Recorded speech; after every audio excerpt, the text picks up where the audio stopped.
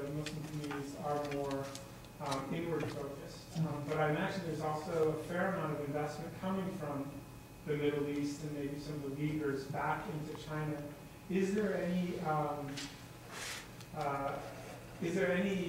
impetus to spread the faith in China at all? Because some argue, right.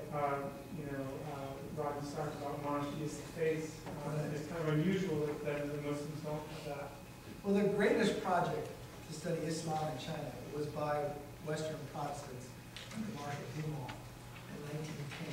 Beautiful volume, Islam in China. That's where I started studying about it. I was in my Fuller Seminary library, crinkled pages. I don't think anybody else ever read it.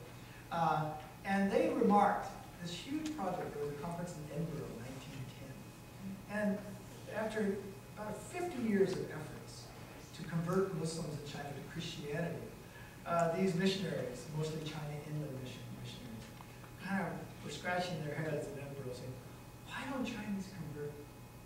Why don't Muslims convert to Islam and monotheists? I mean, why don't Muslims convert to Christianity? They'd spent many years, many generations of missionary, not like 2 or 3 conversions. And I think by then Islam had really ethnicized in China. And it was transmitted through intermarriage, through adoption, very little conversion. Historically, we have very little evidence of Han Chinese converting to Islam. There's a large population apparently of Tibetans in Qinghai in the late 19th century who converted to Islam. We know about the Jews. We also know that there are Uyghur Buddhists who converted often by the sword. There were Muslim-Buddhist wars in Xinjiang, or what was then eastern Turkestan, particularly at the area of, let's say, Khorasan. I spent 3 weeks there, all the people, but one of the northern oasis cities. It was kind of like borderline. And interestingly enough, it took, Islam reached Kashgar by the 10th century. And by the 11th century, you had a huge center of learning for Islam in Kashgar. But it took 500 more years for Islam to move from Kashgar to Hami. In the 16th century, Kahar Barat, a PhD in history from Harvard, Uyghur, who got a scholarship, that's why he went there instead of in Madrasa, Pakistan. He wrote that in the 16th century there were still Buddhist Uyghurs in Hami. There were Kyrgyz Buddhists in northeast China, in Shenyang and Harbin. Kyrgyz Buddhists, because Chenlo had shipped them there after the Great Rebellion. And they were still Buddhists under Chenlo, still Buddhists today. But the fact that these were Turkic Buddhists who converted to Islam really doesn't suggest that Chinese would convert, because they weren't Chinese. So in Central Asia converted to Islam by the 9th century, all of Central Asia. So that doesn't really tell us that Islam, and then you ask why. Well, I think they had this tradition of intermarriage, a very isolated community, pork taboos, all of those things. They were always a marginalized community.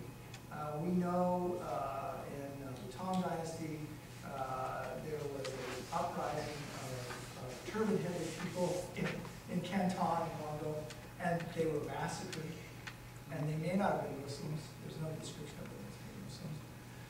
Early Islam also, there were factionalist fights between Shiites and Sunnis in China. I spent 6 months in Quanzhou, in Fujian, trying to do research on the history of Islam there. And the Hui there, who were secularized, and now they become re-Islamicized, they were not recognized this way until the late 70s. And once they got recognized this way, they didn't want to be Hui. They were all completely eating pork and assimilated for 500 years. After the Mongols left, most of them were persecuted for being Muslims. And so they converted to folk religion. Some of them became Christians.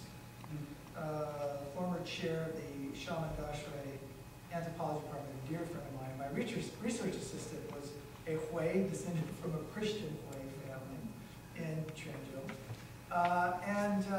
These Hui, who were polytheists, secularists, or Christians, got recognized as Hui in the 1970s because they found their job. They said, oh, our Muslims had 4 character surnames. Muhammad, Nasrani.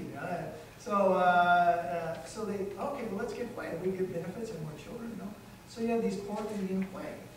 And the Northwest Hue, they hated that, rid of that. So what happened to these guys? They got the name Hue, they were still eating pork, then they started learning about Islam. And now they've got a new mosque, and they're going on a Hajj. And when I was there, they were saying, well, we're going to give up pork for Ramadan. Not fasting, just give up pork. Now they're very, if you said that, they'd be very upset. They're very religious, they got an imam from Mongolia, many of them are Haji, and Islam is, but what I'm trying to get at is that what we've seen among Muslims in China is that there are missionaries from the Middle East who proselytize these itinerant preachers. But the history of Islam is internal conversion.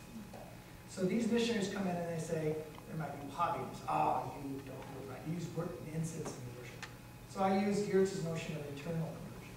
So they're converting from one kind of Islam to another. Generally more conservative, but we did find the Sufis who somewhat liberalized. Sufism is very popular in China.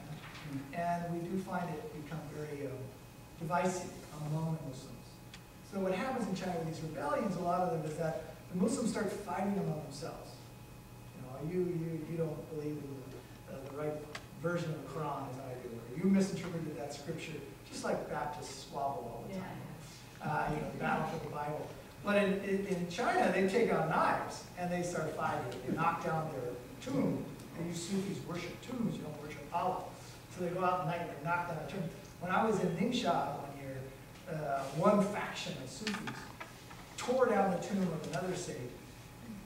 The Sufis from that village went at night, grabbed the guys that did it, skinned them alive, left them alive, and they found them in the desert. And so this kind of violence, they start fighting, and then the government says, hey, you guys got to stop that.